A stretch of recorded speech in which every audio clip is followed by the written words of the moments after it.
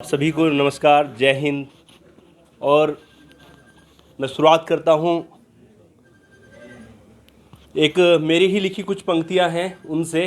दरअसल मैं एक लेखक तो नहीं हूँ, लेकिन जो चीज़ें हम करते हैं या जो चीज़ करना चाहते हैं उन चीज़ों को लिखने की कोशिश करते हैं, वो कुछ पंक्तियाँ बन जाती हैं।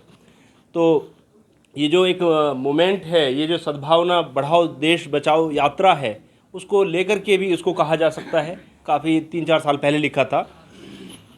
हौसला काफ़ी नहीं मंजिलें चढ़ने के लिए, दुआएं दे दो मुझे रस्तों से गुजरने के लिए। मसला खुद का होता कब का बदल चुका होता, मैं परेशान हूँ लेकिन नस्लों को बदलने के लिए। जो कुछ पास मेरे सब संघर्षों से हासिल है मुझे, मशक्क़त खूब चाहिए पर मेरे को उतरने के लिए। तो ये जो है इसी यात्रा का भी एक है कि हमें जो फ़िक्र है ये पीढ़ियों की है, ये कल की है, हमारे देश की है।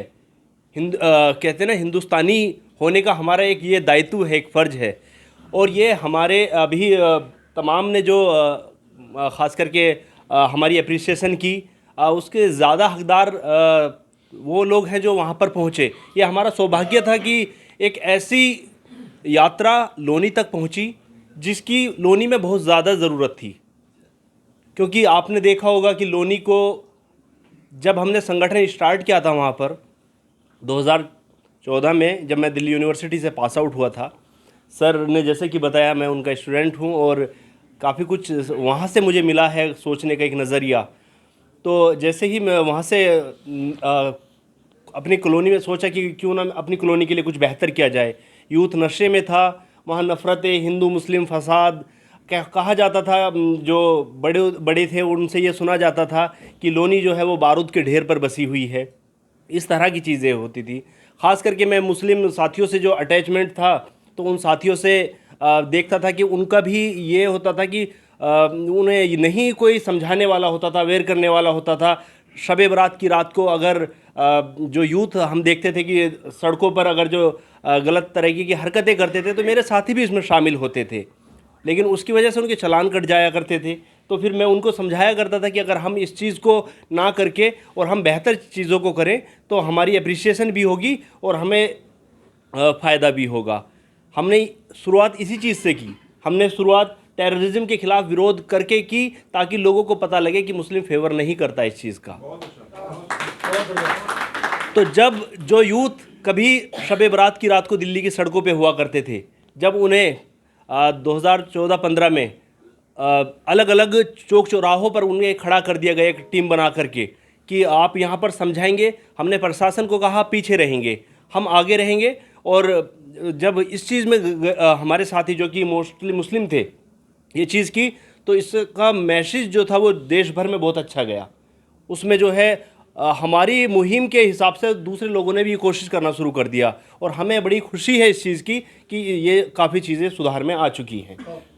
उसके अलावा जो है, जैसे श्रद्धालुओं की खिदमत, कावड़ यात्रा को जो निकलते हैं, किसी शादी वगैरह या ब्लड पे हमारी टीम काम करती है कि कहीं पर किसी को ब्लड की रिक्वायरमेंट होती है, एजुकेशन की अवेयरनेस, और ख़ास करके जो नशे के ऊपर जो काम करना।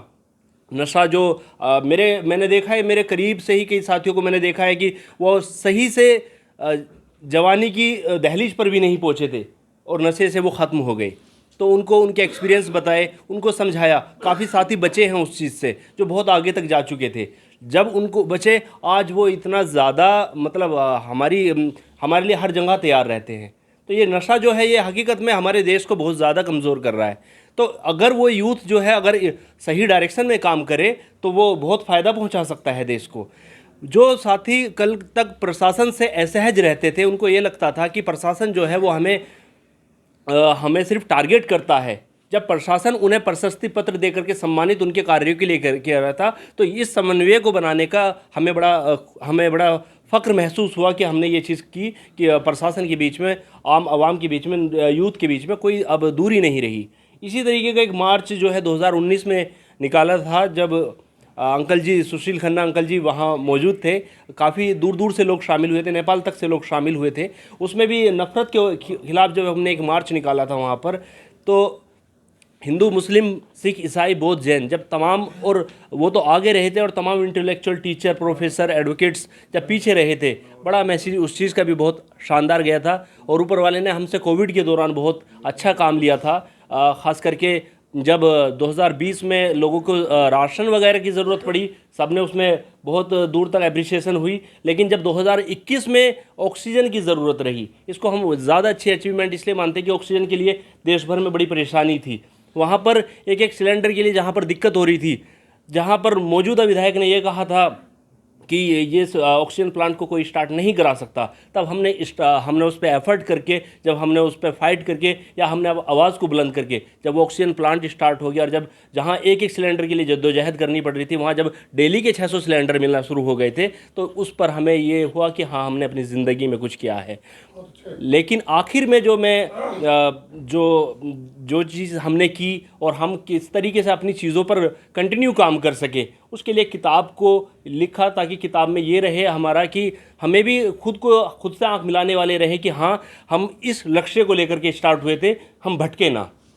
तो मैंने उस किताब को फिर लिखा 2020 के दौरान।